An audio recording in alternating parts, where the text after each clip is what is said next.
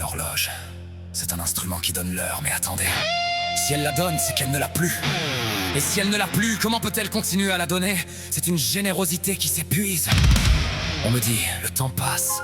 Mais s'il passe, c'est qu'il va quelque part. Et s'il va quelque part, pourquoi ne nous emmène-t-il pas avec lui? On reste là, sur le quai, à regarder les secondes filer comme des trains de banlieue qui ne s'arrêtent pas. L'horloge a des aiguilles, mais si elle a des aiguilles, est-ce qu'elle peut tricoter le futur avec le fil du passé? C'est le comble de l'artisanat temporel. Elle fait tic-tac, le tic, c'est l'espoir que ça commence. Le tac, c'est le regret que ce soit fini. Et entre les deux, il n'y a rien. C'est là qu'on vit, c'est l'art de rater l'instant présent avec une ponctualité de métronome.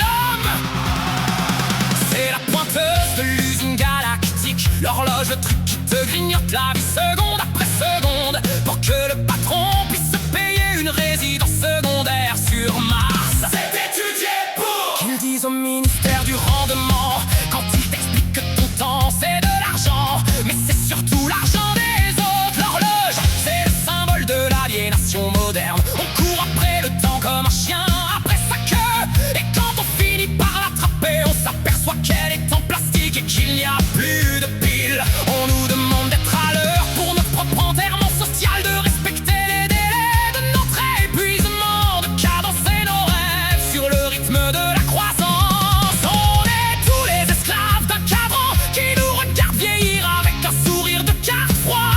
C'est la tyrannie du dépêche-toi. On arrive toujours trop tôt là où il n'y a plus rien à faire. Arrête, vis ton propre prix.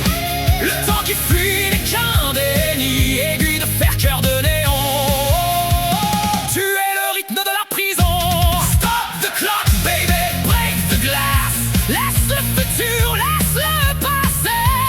Stop the clock, baby, sois l'audace. L'éternité est déjà là, sous tes pieds. L'horloge, elle évite les mines de plomb du retard avec une précision de pendule suisse. L'horloge nous bouille les couilles avec ses rappels à l'ordre et ses alarmes stridentes. Elle cherche la prise de Pâques pour ne pas voir que le ressort est cassé depuis longtemps. C'est le bon conseil qu'on vend du DRH. Sois ponctuel avec ton stress et tu verras que la journée passe plus vite quand on ne la regarde pas.